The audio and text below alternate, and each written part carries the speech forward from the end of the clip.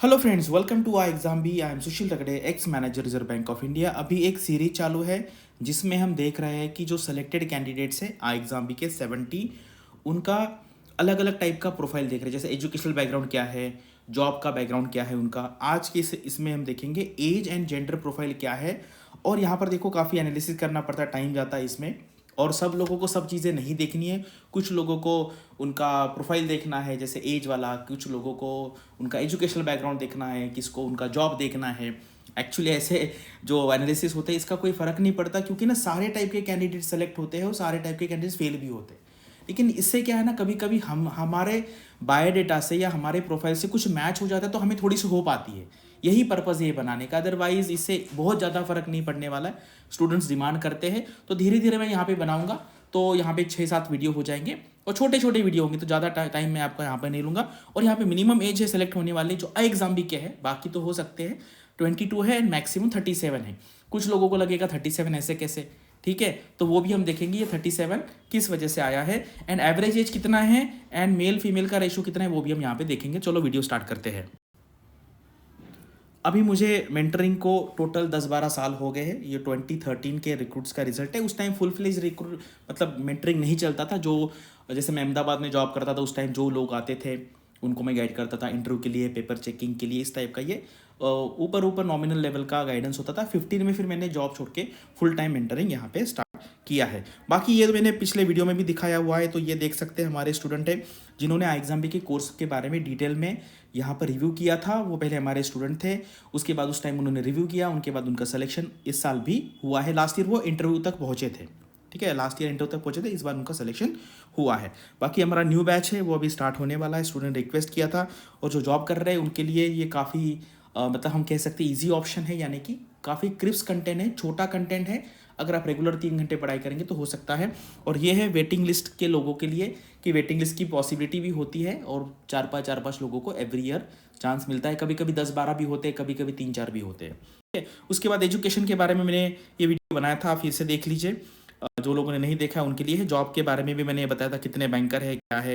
यहाँ पे देखो एसबीआई के कितने हैं, ये अलग अलग सारे जितने 70 लोगों का ये प्रोफाइल है। और ये सिडबी का हमारे पास एक था, लेकिन किसी ने बताया सिडबी से ज़्यादा लोग हैं, 10-12 लोग हैं। अभी मुझे उनके बारे में पता नहीं है, लेकिन हमारे पास जो एक था वो मैंने यहाँ पे बता दिया है। तो अभी आते हैं इस जो वीडियो का हमारा टाइटल है वो मेल फीमेल। अगर आप रेशो देखेंगे तो यहाँ से 54 जो स्टूडेंट्स हैं वो मेल है, 16 फीमेल है, यानी कि इनका जो रेशो है वो 23% है। मुझे याद है एक बार वो 32 के पास पास गया था, कभी कभी 18 के भी रहता है। 23 इज़ अ गुड परसेंट, लेकिन मुझे लगता है ये नंबर अगर आप पॉपुलेशन वाइज देखेंगे तो ये तो एक्चुअली 50-50 होना चाहिए, लेकिन एटलीस्ट 1/3 तो भी होने चाहिए, ऐसे मुझे लगता है। तो जो गर्ल्स है इस वीडियो को देख रही है उनको मैं मतलब कहता हूँ कि आप अच्छे से पढ़ाई कीजिए और अगले साल आप लिस्ट में आ जाइए। तो अभी ये सारे जो स्टूडेंट्स हैं मैंने एक्सेल में उनका एज डाला है, डिसेंडिंग ऑर्डर में लगाया हुआ है। तो हाईएस्ट जो है वो 37 है। 37 एक्चुअली नॉर्मली होता नहीं है, मैंने बहुत मतलब पिछले 8-10 का देखा, 37 कभी होता नहीं। लेकिन ये जो है ये नेवी में थे, इन्होंने नेवी में काम किया है, 15 साल का इनका एक्सपीरियंस था। उसके बाद आई थिंक उन्होंने एसएससी का जॉब किया था 2-3 साल, फिर अभी वो आरबीआई में है। और ये उनका आरबीआई का आई थिंक 3rd अटेम्प्ट है, ठीक है। उसके बारे में डिटेल प्रोफाइल में भी बताऊंगा। फिर यहाँ पे देख सकते हैं मैं एज वाइज मैंने बनाया, यानी कि आपको लगना चाहिए कि यार मेरे एज के कोई ना कोई हुआ है।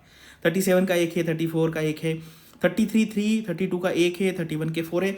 जो 31, 32, 33 वाले हैं मैक्सिमम ये लोग ऐसे हैं, कैटेगरी से भी हो सकते हैं, लेकिन जनरल कैटेगरी के जो बैंकर्स है वो 33 तक दे सकते हैं। नॉर्मल जनरल स्टूडेंट्स के लिए 30 मैक्सिमम एज है, लेकिन जिनको बैंकिंग का एक्सपीरियंस है प्रोबेशन छोड़ के 3 साल तक का, वो 31, 32, 33 तक एग्जाम दे सकते हैं। 30 वाले 7 है, 29 वाले 12 है, 28 वाले 10 है, 27 वाले इसका जो एवरेज है ना वो 28 है। 28 ईयर्स इस साल का एवरेज है। अदरवाइज मैंने जितने भी एनालिसिस किए पिछले 7-8 साल के, 27 से 28 के बीच में उनका एवरेज रहता है। 26 के 9 है, 25 के 2, 24 के 7, 23 वाला मतलब हमारे यहाँ पे नहीं है, 22 वाले 2 लोग हैं। तो ये सिर्फ 70 लोगों का है, नियर अबाउट 1/3 लोगों का। अगर आप पूरा देखेंगे तो इसी लाइन में नंबर आ जाएगा। मुझे लगता है हाईएस्ट तो 37 ही रहेगा, और मुझे लगता है हार्डली आपको एक आधा कैंडिडेट 2 कैंडिडेट मिल सकता है कि जो जस्ट 21 ईयर्स उन्होंने फिनिश किया, जैसे 21 ईयर्स 2 मंथ्स, 21 ईयर्स 3 मंथ जब फॉर्म भरा है तब। तो इस तरीके से देखेंगे तो 21 एवरेज है, यानी कि सारे एज ग्रुप के स्टूडेंट्स को इक्वली स्कोप है यहाँ पर। ये सारे वीडियो बनाने का पर्पज़ ये है कि आपको आपके प्रोफाइल जैसा यहाँ पर कोई ना कोई डेफिनेटली मिलेगा। तो बिल्कुल भी दिमाग में ये नहीं डालना है कि मेरा एज बहुत ज़्यादा है तो मुझे नहीं लेंगे, मेरा एज बहुत कम है मुझे नहीं लेंगे, मुझे तो वर्क एक्सपीरियंस नहीं है मुझे क्यों लेंगे, मेरा तो 10 साल का एक्सपीरियंस, इनका तो 15 और 3 4 आई थिंक 16-17 साल का एक्सपीरियंस इनका, 18 साल का एक्सपीरियंस इनको, 18 साल का एक्सपीरियंस आप पकड़िए। तो तब भी होता है, मतलब ये एज और ये सारा ना, ये क्या होता है जब फिर सिलेक्शन नहीं होगा तो फिर हमें कुछ ना कुछ तो ढूंढना पड़ता है रीज़न, इस वजह से नहीं हुआ। ऐसा बिल्कुल नहीं होता है, आपको सारे टाइप के एग्जाम्पल मिलेंगे। अभी ये जो गैप है ना, वो तो कैलकुलेट करने के लिए बहुत एनालिसिस करना पड़ेगा। जैसे कब कॉलेज छोड़ा है, बीच में एक गैप था, फिर पीजी किया, फिर जॉब किया, तो उसको टाइम लगेगा। तो गैप वाला भी बनाऊंगा। मैक्सिमम रिक्वेस्ट है गैप वालों, गैप का रिक्वेस्ट सबसे ज़्यादा है, क्योंकि लोगों को लगता है मेरा गैप है 5 साल का तो मुझे नहीं लेंगे। ऐसा नहीं है। मुझे याद है 2021 में क्लियरली एक स्टूडेंट्स का 10 साल का गैप था। उन्होंने घर पे कुछ बिजनेस था उनका, उसमें काम किया था, लेकिन एज सच कोई पेरोल पे नाम नहीं था, कोई आरटीआर फाइलिंग नहीं था। ऐसे भी स्टूडेंट का हुआ है। तो आपको कोई डरने की ज़रूरत नहीं है। आप फेज 2 में अच्छा स्कोर करना है और इंटरव्यू में भी अगर आप अच्छे आंसर देंगे तो आपका सिलेक्शन होगा। वहाँ से बिल्कुल आपको वहाँ पे, अगर आप हमारी नई बैच ज्वाइन करना चाहते हैं, अब तक 3 बैच सक्सेसफुली कंप्लीट हुई है। अभी जो फर्स्ट बैच थी सबसे हमारी पहली वाली बैच, अभी वो 31 दिसंबर को ख़त्म होने वाली है। अभी फोर्थ बैच है। इवनिंग का टाइम इसलिए रखा है, जो फ्रेशर है वो भी अटेंड कर सकता है, जो जॉब कर रहे हैं वो भी अटेंड कर सकते हैं। अभी राइट नो हमारे 3 बैचेस जो है, एक 8 बजे होता है शाम को, एक 9:15 बजे होता है, एक मॉर्निंग में 7:30 बजे होता है। तो कोई भी कैंडिडेट कोई भी बैच में बैठ सकता है। ऐसा नहीं एक बैच है, तो आप मल्टीपल बैचेस में भी बैठ सकते हैं अगर आपके पास टाइम है। अगर आपको कोई एडिशनल इन्फॉर्मेशन चाहिए इसके बारे में तो आप यहाँ पे कॉल करके पूछ सकते हैं। Thanks for watching this video and all the best for your studies and upcoming examinations.